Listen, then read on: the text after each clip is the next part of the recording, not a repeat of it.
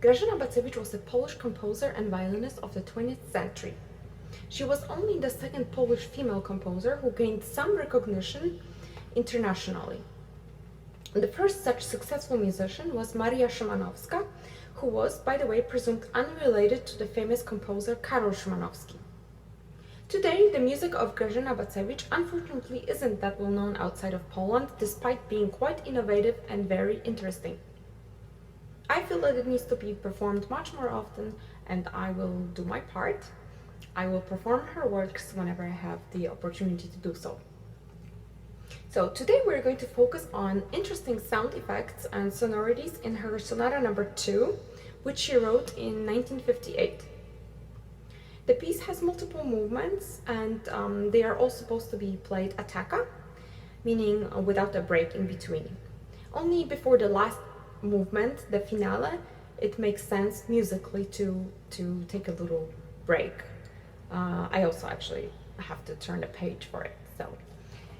Alright, so the piece starts out with a double D note, and one of those D notes is played on the G string, and the other one is an open D string.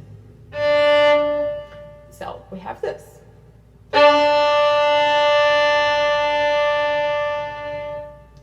But that's too simple to stay for too long, so very soon we will slide up from one of the D notes to D sharp.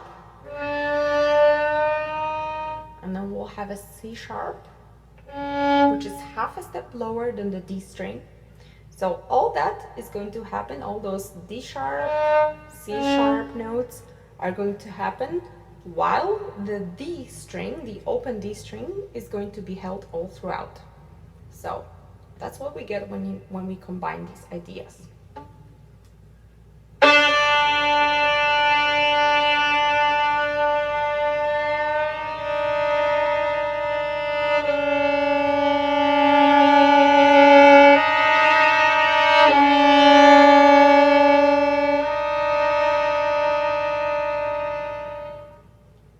That's the beginning, the opening, and then right after she introduces a figure that's built on 3 notes.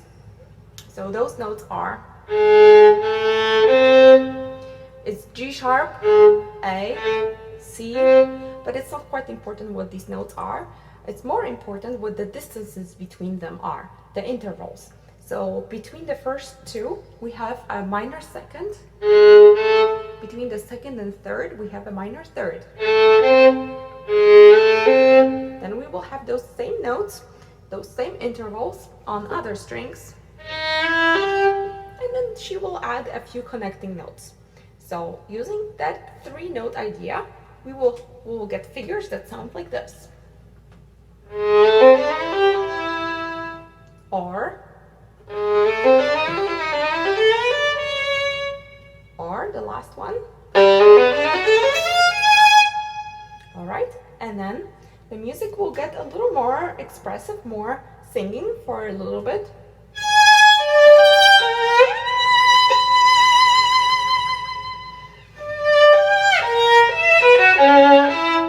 And that will lead us to another movement, which is allegro, and it's a play of open strings and dissonances. That's how I would call it.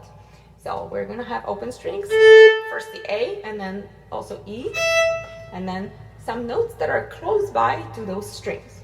So, and there will be a little bit of an edge to it all. It's not gonna be quite nice and playful.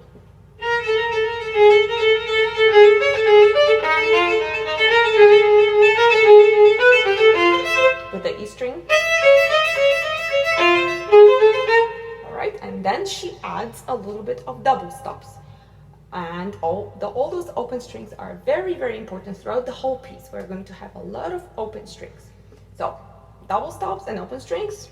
The harmonic. Harmonics are also going to be very important in this piece. Alright, so then the next section of Allegro, that same movement, is very much like the music of Bela Bartok. I would say it's totally inspired by it. And it starts with a figure that's built again on 3 notes.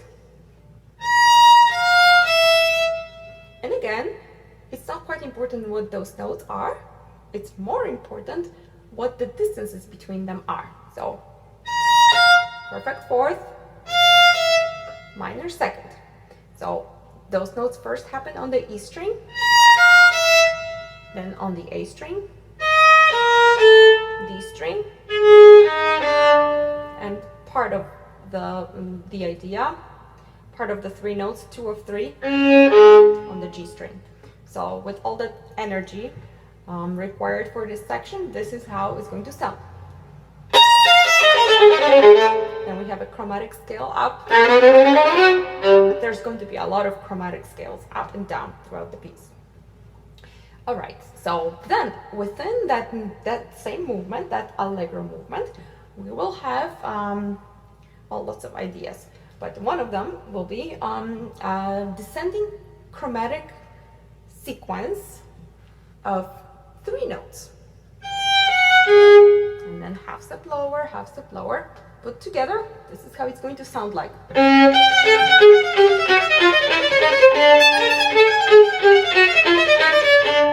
right, and then the music is gonna get singing again for a little bit. She does that a lot. Virtuosic, playful, energetic, and then singing for a little bit. All right, and that singing leads us now to the material that we had at the very opening of the piece. So that will be that D string, and then some other notes that are close by, but this time it's going to be in the meter of the next movement. So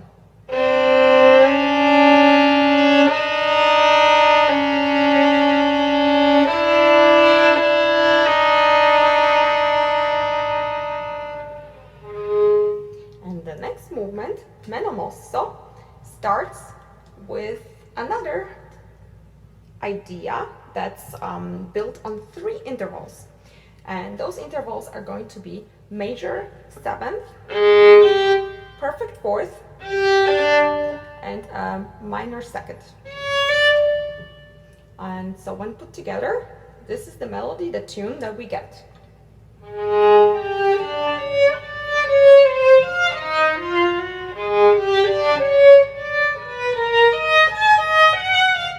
Interesting, I would say. And soon we'll have some double stops, and we'll have of course open strings always, and then we'll have that dissonant minor 9th. So.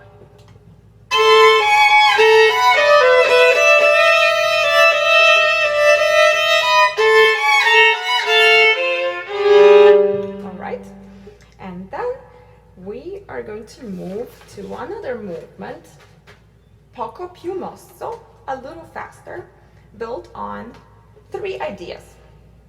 Trills, open E string, and a note that's thrown in with an accent.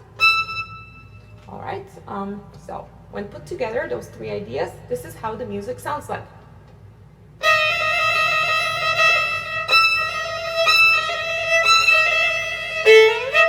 Slide up, chromatic slide up, chromatic slide down,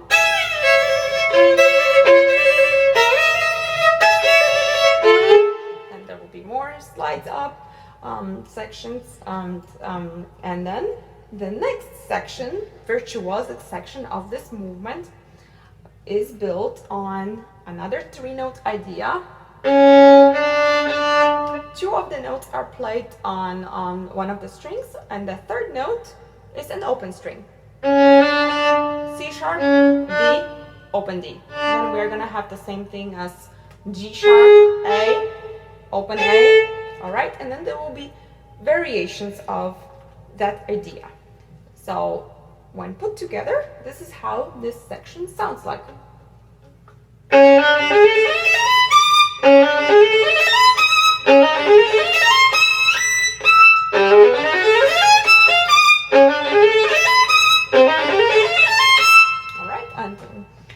Calm down soon, and the connecting material to the next section will be a slow, pretty, very nice tune built on seconds, minor and major seconds. major, minor. All right, so this is how it sounds like, and it's triple pianissimo at first.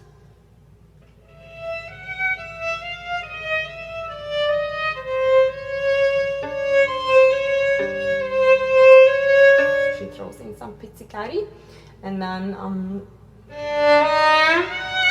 bigger leaps for more expression.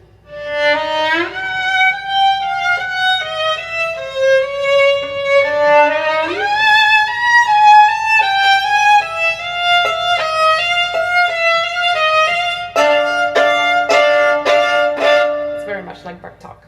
All right, and then on the next section is very similar to what we had in the second movement, very much like Bartók. And there is another three-note idea, very similar to what we had, but also very cool. So I'll play it. All right, and it gets kind of crazy toward the end of this section, and then we have these pretty aggressive, I would say, pizzicati, and both notes.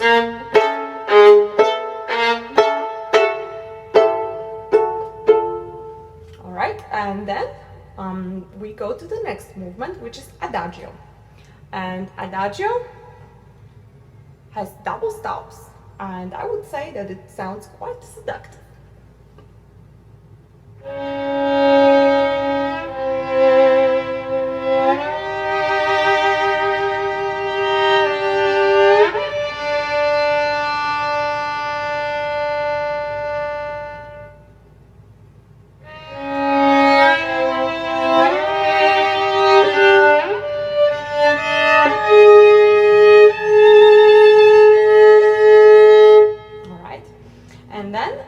We go to the next movement, a little faster than this one, so poco più mosso, which uses the idea of the very opening of the piece, the open D string, together with other notes played on the G string.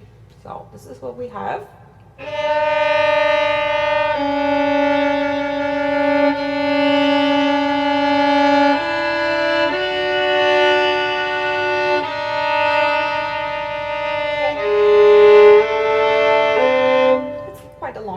I would say, long movement in comparison with other movements. And the next one is meno mosso, slower, and it's a very short movement, and everything calms down.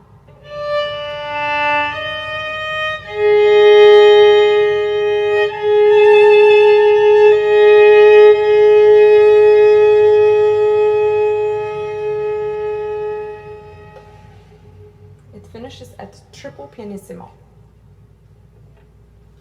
And then we go to the finale, the last movement, which is very different from anything else that I've seen in violin pieces.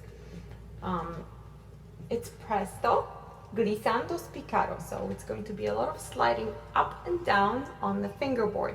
And what she writes in is just some double stops. It's all double stops, but she just writes in some notes.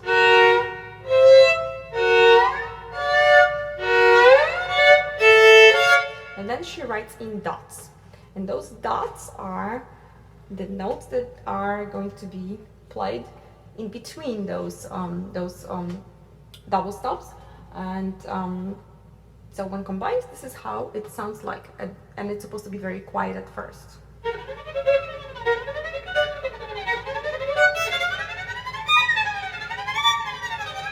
All right, goes on for a while, and gets more. It gets louder, and then toward the end, it's quite bombastic, I would say.